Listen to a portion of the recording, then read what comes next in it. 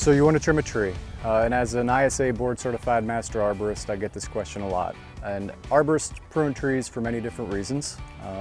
Some of the objectives are providing clearances for trucks or fire engines. Sometimes we need to manage the size of a large tree on a site and make that tree smaller by crown reduction. But probably the most value that one would get from trimming their tree is by considering the tree trimming to improve the structure of the tree. With a trained arborist, you can prune the tree to make it a stronger tree, to make it more tolerant of wind and ice storms and hurricanes. And we can preserve the tree, and the tree will be standing for many, many years in the future.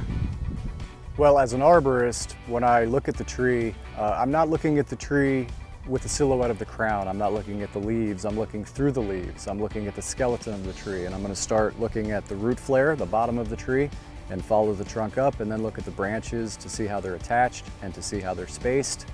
The important thing to consider is that we're looking at the branch architecture of the tree and not just the silhouette. Arborists have a mental image of what the perfect tree looks like, and what we're doing is we're assessing the tree for growth characteristics that do not fall in line with our idea of a proper tree structure. So we're going to again look at the branch spacing, look at the angles of attachment, and we're going to look at each and every individual branch, and we're going to see how it's growing on the tree. If it's growing in a way that we feel might weaken the branch attachment, cause it to fall off the tree, maybe in wind or even in normal weather, we're going to prune to remedy that defect. Well, the idea structure that we're looking for is a tree that has one single trunk from the roots all the way to the tip. If we have other branches that are competing with that trunk, or two branches that are the same size, this would be something that we would want to correct. So we'd want to shorten one of those branches. By shortening that other branch, we're going to allow the branch that we didn't touch to grow much faster and much taller, and then this will turn into the new trunk. We're looking for branches that come out of the trunk opposite each other. We don't want to see that, so we're going to either remove one or reduce one and slow it down.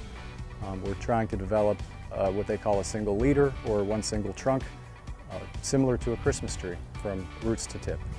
So here we have a shady lady black olive. It's a subtropical species. Again, starting from the roots and working our way up, we want to see one trunk, and we'd like to see smaller branches coming off the side of that trunk. This particular branch is very large compared to the trunk that it's attached to, and we also have two other branches that are all growing in the same area right here. So this is a defect. This is a less than desirable growth trait.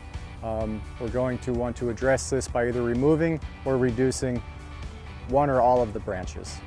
The biggest advantage really to trimming a tree for improved structure is that the tree will become stronger. It'll be less likely to be damaged by wind or by ice or some of the other elements. Really, we're setting the tree up to live a long and happy life.